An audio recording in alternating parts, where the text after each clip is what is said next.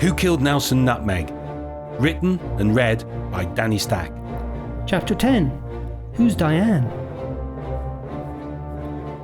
Billy and the gang, which now included Swindon, approached Nelson's Retreat's head office.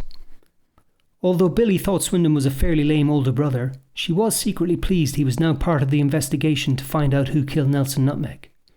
Wait, Swindon said. What if they did it? He was referring to Uncle Derek and Jeff, the owners of the park. Jeff was also known as the Granddadster. He and Derek were Nelson Retreat's central figures. They'd been running the camp since 1989, father and son, a real family affair. Don't be daft, it's Jeff, the Granddadster, said Billy. Not anymore, he's sick, said Swindon. Sick or sick?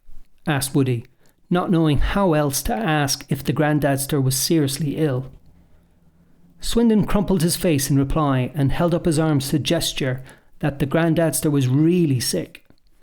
He's a zombie? Shiv asked, laughing at Swindon's exaggerated pose. Not yet, came Swindon's carefully considered reply. Okay, we talked to Uncle Derek, no big deal, said Billy. Swindon didn't think much of that idea, and he put on a squeaky child's voice. Oh hey, Uncle Derek, we think Nelson Nutmeg has been killed by someone. The Colonel, on the other hand, liked the sound of this tactic. That's good, Swindon, you do it. You're the eldest, he'll believe you, added Billy, hoping to convince Swindon. We'll keep watch, said Shiv.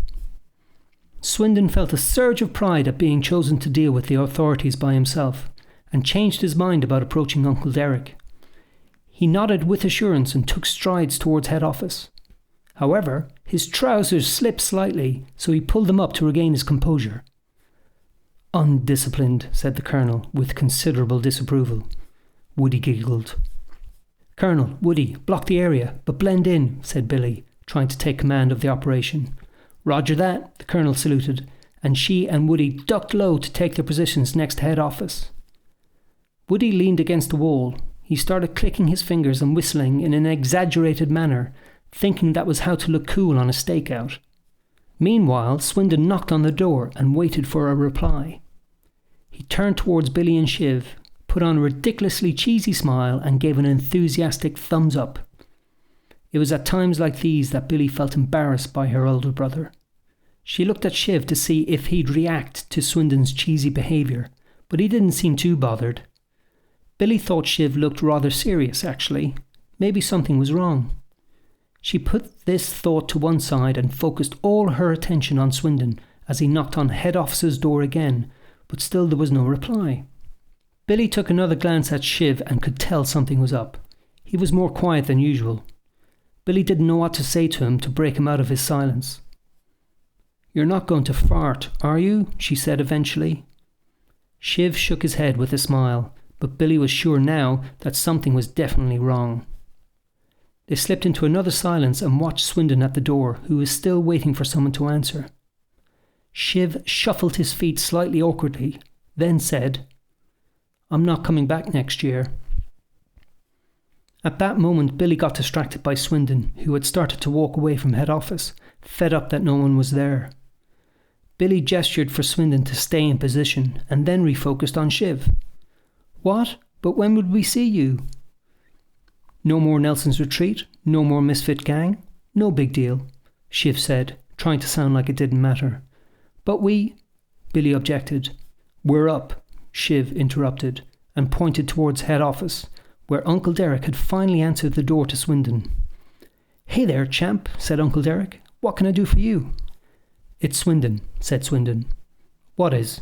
My name, Swindon said, momentarily unconvinced it was actually his name. Oh yeah, of course, said Uncle Derek, not really paying attention. Swindon then dithered about what to say next, not knowing how to bring up the fact that Nelson Nutmeg was dead. Is everything all right? Uncle Derek asked, looking at his watch and wishing he was anywhere but here speaking to this strange teenager. You see, it's Nelson Nutmeg, said Swindon. He's missing, presumed dead. I suspect alien abduction. Billy rolled her eyes when she heard Swindon mention alien abduction and decided it was time for her to get involved. She hurried towards head office just as Uncle Derek was telling Swindon, Listen, now's not the best time, okay? There you are, Swindon, Billy said as she arrived at the door. Oh, hi, Uncle Derek, how are you? She tried to sound as sweet and innocent as possible. Love to stay and chat, but I've got to go, said Uncle Derek, who was increasingly restless and checking his watch again. Speak to Diane, she's looking after the place for a while. Uncle Derek trailed off, his thoughts elsewhere. Finally, he turned to Swindon. Well, Swinford, lovely to talk to you, mate. It's Swindon. Absolutely. Who's Diane? Asked Billy. Uncle Derek pointed to someone in the distance. Her. Everyone turned to see a sleek-looking businesswoman who was supervising the pool area. Swindon was immediately infatuated. To him, this Diane was a vision of pure beauty. He stared, transfixed, as Diane supervised a toddler by the pool, stopping her from recklessly splashing her feet. Diane dealt with the situation in a firm but fair manner, Swindon thought, as she blew her whistle and ordered the toddler away from the pool. Swindon was in love. Billy clicked her fingers in front of her dopey brother. Come on, Swinford, she said, and she gestured for the rest of the gang to follow her as she made her way towards Diane.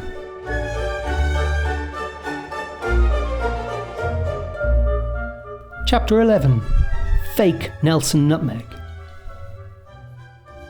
Billy led the gang towards Diane.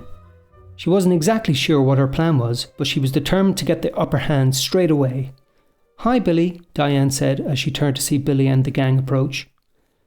This took Billy by surprise and immediately put her off guard. How do you know my name? She asked.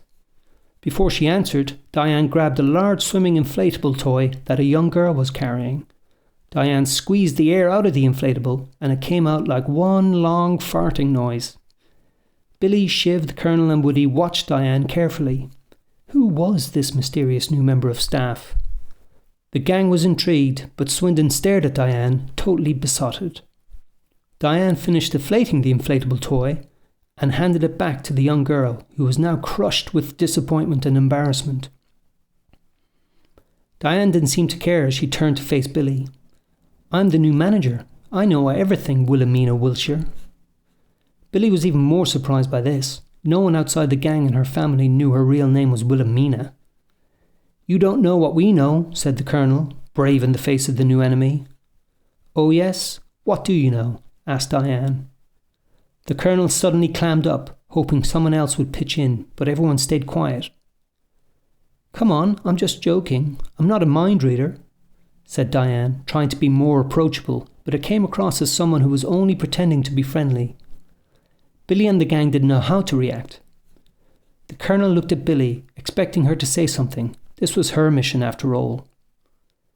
Billy's mind was a blank, so she turned to Shiv and Woody, thinking they might get involved. Then they all looked at Swindon. He was the eldest. It was probably best he said something. Swindon finally realised they were all looking at him, so he decided to speak. Oh, they think Nelson Nutmeg's dead. Someone's killed him. I know, ridiculous really. I mean, kids, eh? What are they like? What can I say? I mean, I tried to talk them out of it. UFO abduction, much more likely. This area's known for it. I'm Swinford, by the way, like the town. Swindon! Hello? Swindon waved his hand at Diane, but immediately felt like a total fool for babbling and mistakenly calling himself Swinford. Fascinating, Diane said, clearly not fascinated at all. You know, it's not good to be going around telling crazy stories. It's not a story, Billy protested, getting angry at not being taken serious by grown-ups. It's real, the Colonel said, finding her confidence again amongst the gang. Nelson's dead. No, he's not, said Diane. All right, where is he then? Woody asked, trying to sound as firm as the others. Diane bent over right next to Woody's ear and whispered, Look behind you. This gave Woody the creeps, and he turned his head slowly to see what was behind him. The others followed his gaze. To their absolute shock, they saw Nelson Nutmeg in his full costume, alive and well, hanging around by the pool. And can I let you in on a little secret? Nelson's not a real squirrel, said Diane with a satisfied smirk, and she walked off. Amazing, said Swindon as he stared at Diane. Incredible, said Billy as she stared at Nelson Nutmeg. "Something's not right," said the Colonel as she watched Shiv stride up to Nelson Nutmeg. Swindon snapped out of his trance with Diane and glanced at Shiv. "Where's he going?" asked Swindon. Shiv outstretched his hand to Nelson Nutmeg to begin a squirrel shake. Nelson Nutmeg just shook his hand like any normal adult would. Shiv turned towards Billy and the gang and shrugged his shoulders. Billy and the Colonel encouraged him to keep going. Shiv tried the squirrel shake again. He acted it out by himself. Nelson Nutmeg watched without responding. When Shiv was finished, Nelson Nutmeg simply applauded Shiv's efforts. It was obvious this Nelson Nutmeg did not know the squirrel shake. Shiv rejoined the gang. "That's just some guy in a suit," he said, and then noticed someone off to the side. "Mr. Slug again." The gang looked over to see Mr. Slug chatting suspiciously with Diane. "Creepy marble," said Woody, and shuddered. "Well, we've tried the owners. Our parents don't believe us, so..." Billy said, looking to the Colonel for support. The Colonel nodded her head with a smile. It was time to get this investigation going, military style.